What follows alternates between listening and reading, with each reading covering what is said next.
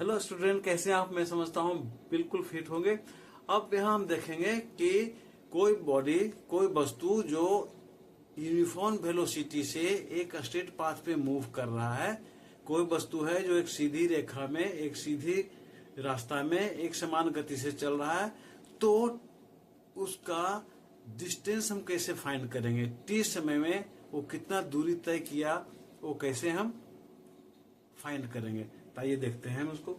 तो ग्राफ का मैंने फिगर बनाया, एक्स एक्सिस है, वाई एक्सिस है।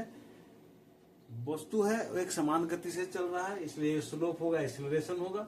इनिशियल वेलोसिटी ओ ए, फाइनल वेलोसिटी ओ बी, ये स्मॉल भी है।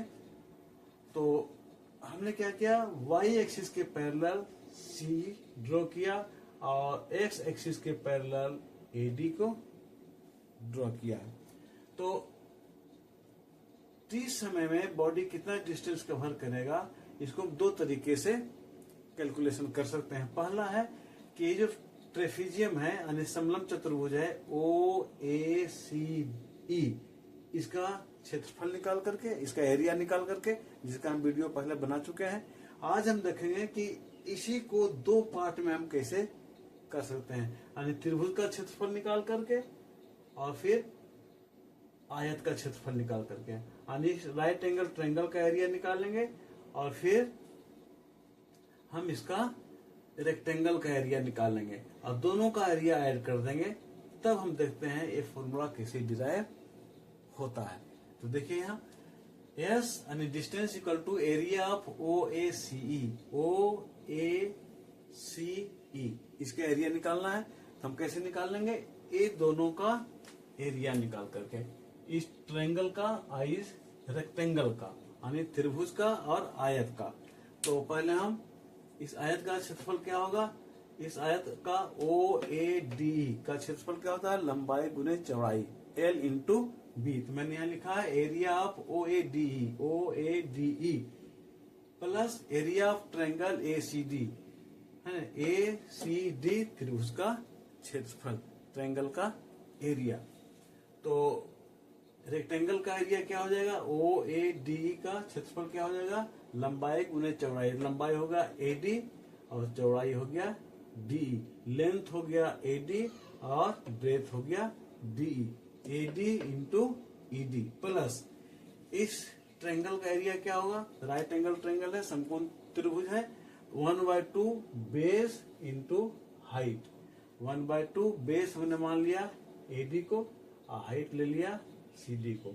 आप बेस सी डी भी ले सकते हैं, आधार को सी डी भी ले सकते हैं और हाइट को ए डी भी ले सकते हैं, है ना। अब आगे बढ़ते हैं। देखिए ए डी है, ए डी इसको हम लिख सकते हैं ओ ई, जो दोनों बराबर है, ओ ए लिख दिया। और ई डी है, ई डी इसको हम लिख सकते हैं ओ ए, क्योंकि ई डी जितना है उतने ओ ए भी है, इसलिए ई डी की जगह पर हमने ओ ए लिखा। ऐसा हमने इसलिए किया कि इधर वैल्यू हमको नहीं मिलेगा, u का वैल्यू, v का वैल्यू नहीं मिलेगा, क्योंकि इधर u है, इधर v है, इधर तो है नहीं। इसलिए इसके जगह पर हम इसका वैल्यू पुट कर रहे हैं, ताकि इसके जगह पर हम इसका वैल्यू पुट करने के बाद u और v का इस्तेमाल कर सके, इनिशियल वेलोसिटी, फाइनल वेलोसिटी का इस्तेमाल कर सके। तो देखिए यहाँ हो गया O E multiply O A plus half A D है, ए डी को हम लिख सकते हैं ओ ई, वो ही लिखा है। और डीसी है, डीसी ये तो दिया हुआ नहीं है डीसी, तो इस डीसी को हम क्या लिख सकते हैं? सीई माइनस डी, पूरा में से इसको माइनस कर देंगे तो ये बचेगा, है ना। ये पूरा में से इसको माइनस कर देंगे, ये हमारा बच जाएगा। वही मैंने यहां पर किया है। EC, EC minus E D, ये हमको मिल जाएगा ट्रायंगल का। तो ओ ई क्या है? ओ ई है टी, इसलिए मैंने यहाँ टी लिखा। ओ ए क्या है? यू इनिशियल वेलोसिटी, इसलिए यू लिखा, प्लस 1/2 ओ ई क्या है? टाइम टी, इसलिए टी वैल्यू दिया। अब है ई सी माइनस ई डी, तो ई सी क्या है? ओ बी है, यानी फाइनल वेलोसिटी है, मैंने लिखा फाइनल वेलोसिटी, ठीक है। उसके बाद ईडी, ईडी क्या है, ओ ए के इक्वल, ओ ए क्या है, इनिशियल वेलोसिटी यू, इसलिए मैंने यू लिखा। ठीक है, अब इसको आगे सॉल्व करते हैं। UT plus half T,